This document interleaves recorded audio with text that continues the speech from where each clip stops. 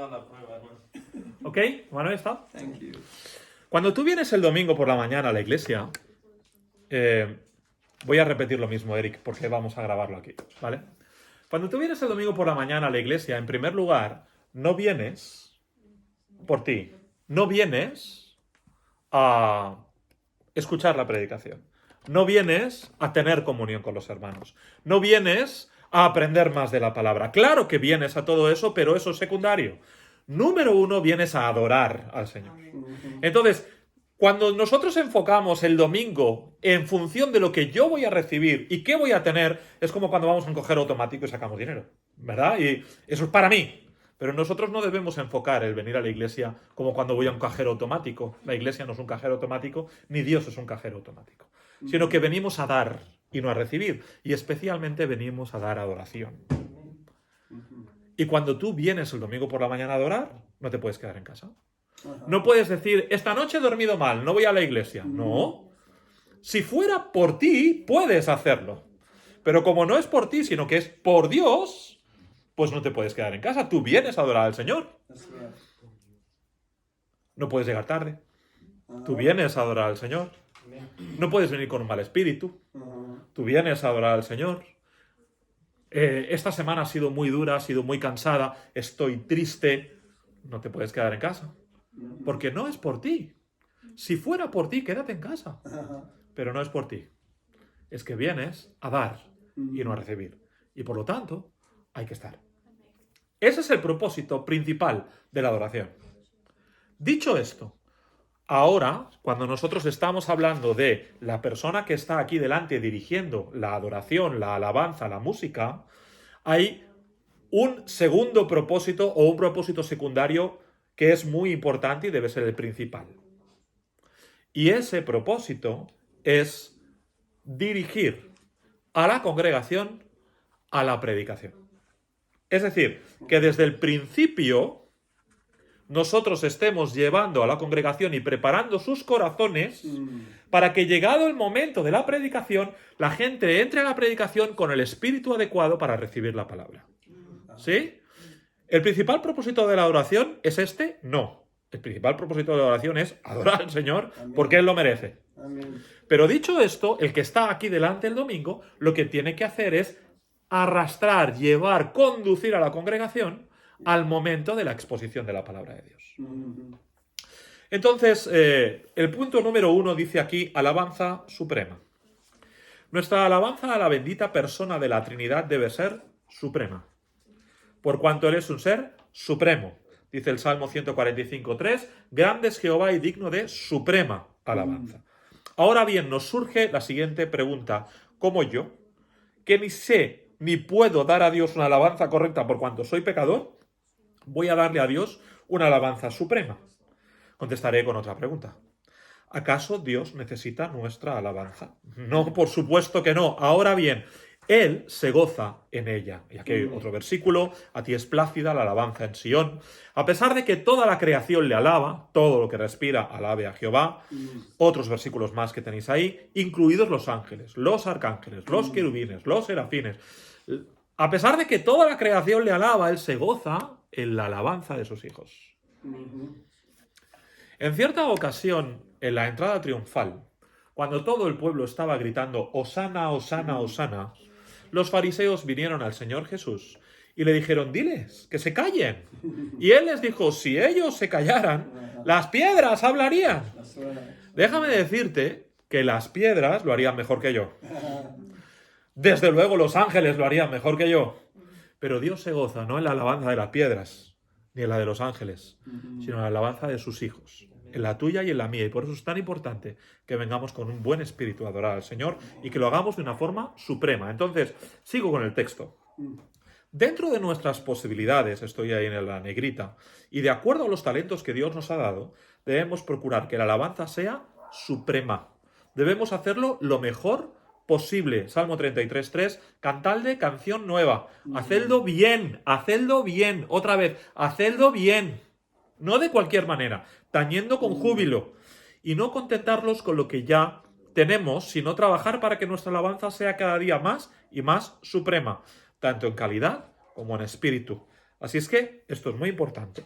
Descartemos de nosotros la idea que, bueno, yo sé que no lo hago bien, pero lo que cuenta no es mi voz, sino la intención de mi corazón. Esto es mentira a medias. ¿Vale? Porque el Señor demanda de nosotros una alabanza suprema. Y unos tienen más talento y otros tienen menos. Pero dentro de tus posibilidades tienes que hacerlo lo mejor posible. Por lo tanto, en la adoración al Señor, la frase lo que cuenta es el corazón es mentira. Por lo menos mentira a medias.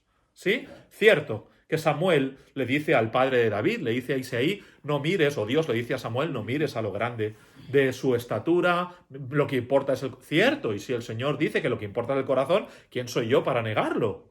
Pero también es verdad que usamos eso a veces como una excusa para decir todo vale, porque lo que cuenta es la intención del corazón. Y lo usamos como excusa para todo. No solo para cantar o para adorar al Señor, lo usamos como excusa para hasta la forma que me visto cuando vengo el domingo a la iglesia. ¿No? Entonces, no todo vale. No todo es, bueno, da igual. No. Alabanza suprema. Entonces tú dices, yo soy un negado con la música, o sea, tengo un oído de madera. Vale.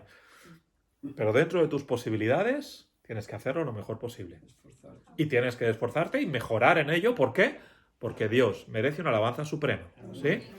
Bien, voy a saltar lo que sigue, si no vamos a estar mucho tiempo. Punto 2. El propósito de la alabanza en los cultos, ya lo hemos hablado. Por supuesto que el propósito de la alabanza es, tal y como dijimos antes, alabar y glorificar a Dios. Pero dentro de nuestras reuniones tiene un segundo propósito, preparar los corazones de la congregación para la predicación de la palabra de Dios. ¿Sí? Este propósito es también importante y debemos preparar nuestros cultos pensando en esto. Y en eso es en lo que nos vamos a centrar ahora. Hemos hablado de que lo importante del cristiano es adorar a Dios. O sea, el motivo de mi vida tiene que ser la adoración. No lo que yo trago, no lo que entra en mi vida, sino lo que sale de mí. Ese es el motivo de mi vida y eso tiene que ser adoración. En todos los aspectos de mi vida. ¿Vale? Pero ahora estamos en la iglesia y aquí delante hay un hombre dirigiendo la alabanza. Ese propósito es llevarles hasta la exposición de la palabra. ¿Sí? Primera cosa de la que hablamos es el orden del culto. El orden del culto. Aquí he puesto un orden tipo de los que podemos tener. No sé cómo lo organizáis vosotros, las reuniones, pero aquí he puesto un orden tipo, ¿vale? Himno 1, himno 2, oración, bienvenida, ¿vale? Entonces, más o menos, creo que estaréis de acuerdo que más o menos seguimos este orden, ¿no? Y dice aquí, en primer lugar, pues tenemos seguramente un preludio instrumental. Suenan los instrumentos, la gente llega, se sienta. Cuando yo era niño, existía una cosa que no sé aquí, pero que hemos perdido en nuestras iglesias, que se llama reverencia. Entrabas en la iglesia y todo el mundo estaba callado. Y había un hermano ahí orando y otro allí con su Biblia abierta y otros allí pues meditando y había silencio y había un instrumento sonando y era un momento de reflexión antes del culto, de solemnidad. Hoy en día, normalmente, entras en las iglesias y es verdad, tenemos muchas ganas de vernos, pero muchas veces el pastor, antes de empezar, tiene que dar un grito y decir ¡vamos a sentarnos! ¡Venga, a sentarnos ya! ¿Vale? Entonces, si eso es así también en vuestra iglesia, mi consejo sería toma ese tiempo, pide a los hermanos que se sienten y cuando estén sentados y tranquilos, aunque haya pasado un poco de la hora, pide al hermano del piano que toque un himno calmado y suave y dale tiempo a los hermanos para que puedan preparar su corazón para la adoración. Porque si no entramos como un elefante en la cacharrería, ¿vale? Entonces, ese sería mi consejo. Bien, tenemos preludio instrumental, tenemos la bienvenida. Ahora hablaremos de cada una de estas cosas, pero si estás aquí delante, no te olvides de dar la bienvenida. No sé cómo sois vosotros, no os he visto nunca dirigir el culto. De eso no nos olvidamos. Pero no te olvides de dar la bienvenida. No te olvides de dar la bienvenida. Puedes alargarlo más o menos. Puedes preguntar qué tal la semana, cómo os ha ido. Puedes recoger incluso motivos de oración. Pero no te olvides, no entres. Buenos días, vamos a cantar el himno. No, un momento, da la bienvenida. Tómate tu tiempo. ¿Sí? Un tiempo de oración. Algunos colocan ese tiempo de oración a veces después del primer himno. Empiezan cantando y luego oran. Otros cantan 2 estrofas, paran el himno, luego oran y siguen cantando. Bien, a mí me gusta hacerlo al principio, porque de alguna forma es como que vamos a encomendar todo lo que viene detrás, ¿no? Entonces, si primero empiezo cantando y luego oro, el primer himno no entra dentro de la oración. ¿Entendéis lo que quiero decir? Bueno, tenemos varios himnos, himno 1, himno 2, himno 3, anuncios, ofrenda. un himno más, música especial si lo hubiera, predicación y un himno para terminar. Más o menos, ese es el orden del culto que tenemos en la mayoría de nuestras iglesias, ¿sí? Entonces, en cuanto al preludio instrumental, como ya he comentado, es importante. ¿Por qué es importante? Es importante porque prepara nuestros corazones y porque nos debería dar un tiempo para meditar en la palabra, para reflexionar, para preparar nuestro corazón, para pedir perdón por nuestros pecados si fuera necesario. Estás en la iglesia, acabas de llegar, te has sentado y dices, madre mía, pero si no estoy en buena comunión con el Señor, pues a lo mejor ahora sería el momento de pedir perdón al Señor por mis pecados, para que esto que vamos a hacer a continuación, en primer lugar, el Señor lo reciba como una ofrenda agradable y en segundo lugar, yo sea edificado, ¿verdad? Segundo punto, como dije, no te olvides de la bienvenida, siempre buenos días, buenas tardes, buena educación. Oración, como os digo, a mí me gusta hacerlo al principio del culto, otros la ponen un poquito más después. Y entonces aquí pone orden de los himnos. Los himnos que yo he escogido aquí delante, himno 1, a Cristo coronad, cuán grande es Él, firmes de adelante, no están escogidos al azar. Musicalmente, debemos escoger himnos de forma decreciente a medida que el culto avanza. ¿Sí? Es decir, empiezo normalmente, y estoy hablando solo de la música del himno, no de la letra, solo de la música, pero empiezo normalmente con un himno que nos ponga las pilas. ¿Sí? Yo incluso cuando subo al púlpito y dirijo la música digo buenos días y si la gente no responde vuelvo a decirlo. Yo quiero que la gente esté despierta. ¿Vale? Les pongo de pie normalmente para el primer himno y entonces el primer himno es algo así. El primer himno es un himno de batalla. El primer himno es, ¿no? Santo, santo, san. Primer himno es firmes ya de pie. Primer himno. Y la gente toma fuerzas. Tú no puedes poner un himno como este antes de la predicación, porque lo que haces con la gente es exaltarles antes de recibir la palabra de Dios. Tú no quieres hacer eso. Quieres ir de más a menos. ¿Sí? El segundo himno he puesto algo como, oh Dios de mi alma, o algo así. En el tercer himno he puesto, pues no sé, Dios siempre obra en sincero amor, ¿vale? Por ejemplo, tenemos anuncios, tenemos la ofrenda, y empiezo a bajar musicalmente la tensión de los himnos. ¿Sí? Himno 5, pues yo me rindo a ti, ¿sí? Por ejemplo, ¿sí? Y ya estamos preparando a la gente su corazón para recibir la palabra y luego viene la predicación. Y si hay música especial, pues con más motivo. ¿Me explico? Entonces, musicalmente es importante el orden de los himnos. Musicalmente. Solamente estoy hablando de música. ¿Vale? Entonces, llega el momento de la ofrenda, por ejemplo.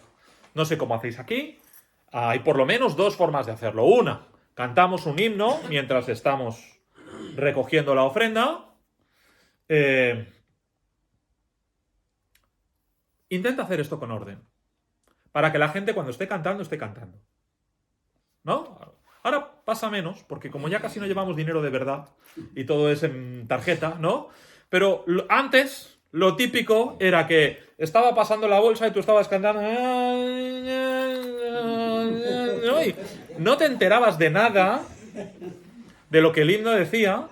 Tu adoración no era adoración, ¿no? Porque si no había una intención del corazón, no había adoración, por más que tu boca se estuviera moviendo. Y entonces al final lo que hacemos es tirar un himno a la basura porque estoy preparando los billetes, el dinero, el monedero, ¿no? El caramelo que se me ha caído y tal. Entonces, pues dales un tiempo a los hermanos. Hermanos, vamos a recoger la ofrenda. Prepáralo ahora. Y ahora cantamos. ¿No? Podría ser. Número 2. En vez de que los hermanos cantan, tenemos un ofertorio.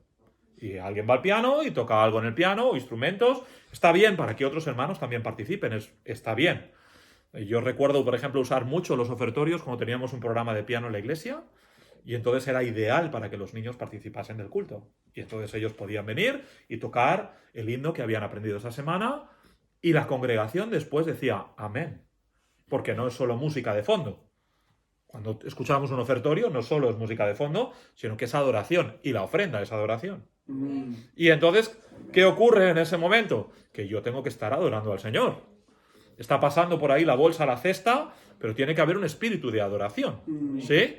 Y si lo rompo con la moneda que tengo que sacar, con el atril que tengo que poner, con el... Pues entonces al final el momento no es adoración, es un trámite, pero no es adoración, hermano. Quiero hacer una pregunta conforme a la ofrenda. Nosotros no pasamos la ofrenda, sino que la gente pasa adelante a depositar su ofrenda. ¿Cómo lo haría usted?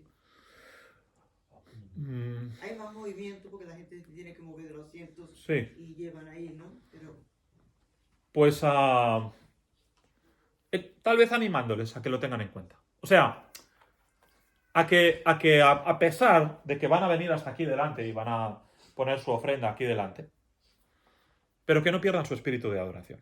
sí, O sea, que hay silencio.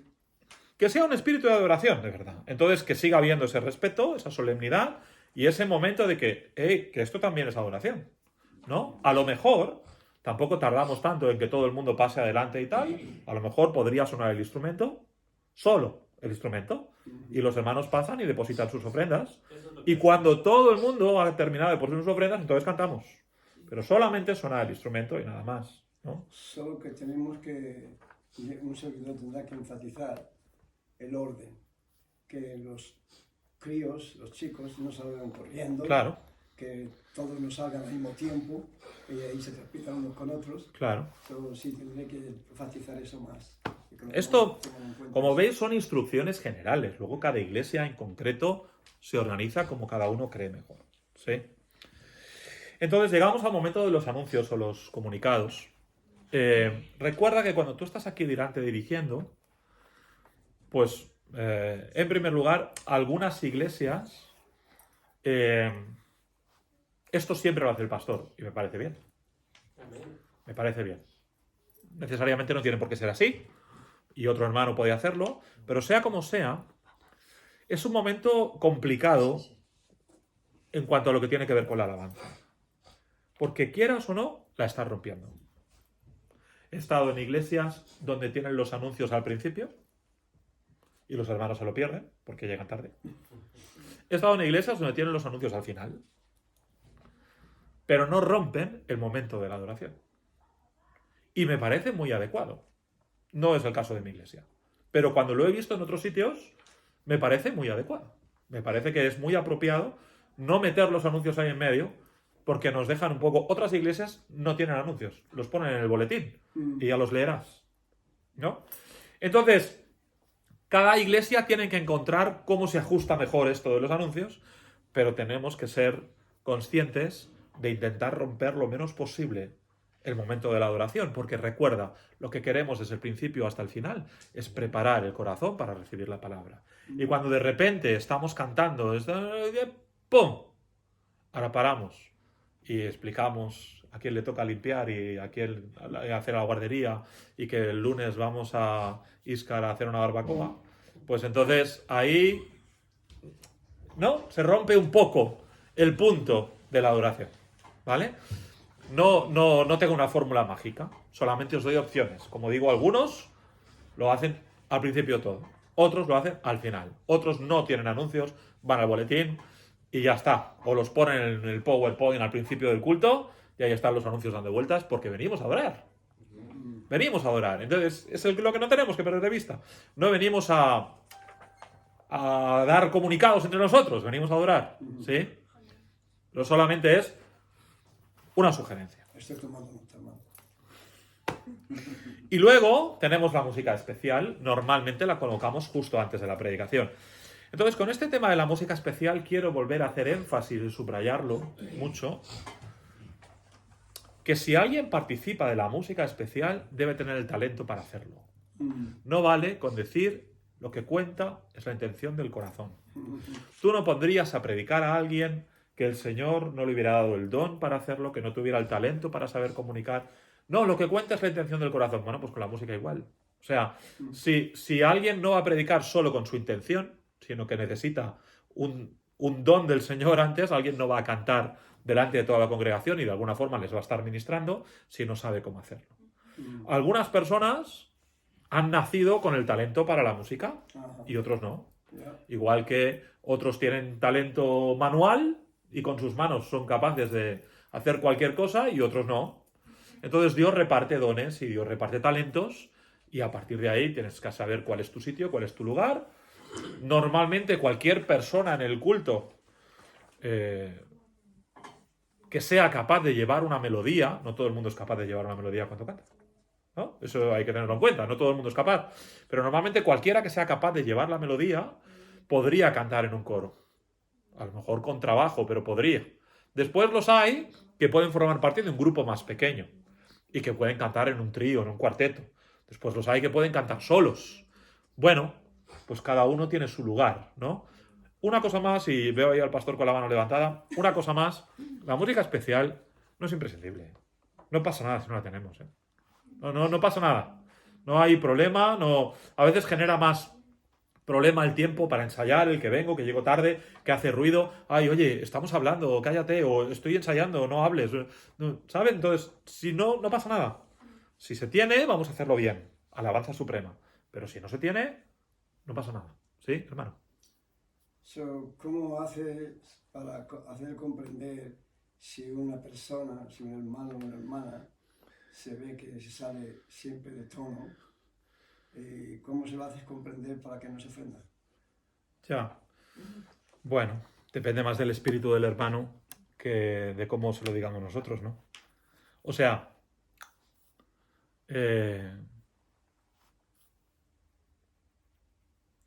cuando... No sé por qué, pero tenemos la manía de pensar que todos sabemos cantar y no es cierto. Entonces depende más, yo creo, del espíritu de cómo el hermano lo vaya a recibir, que no... Cuando tú vas al hermano le dices, por favor, hermano, no cantes tan fuerte porque estás desafinando todo el rato y...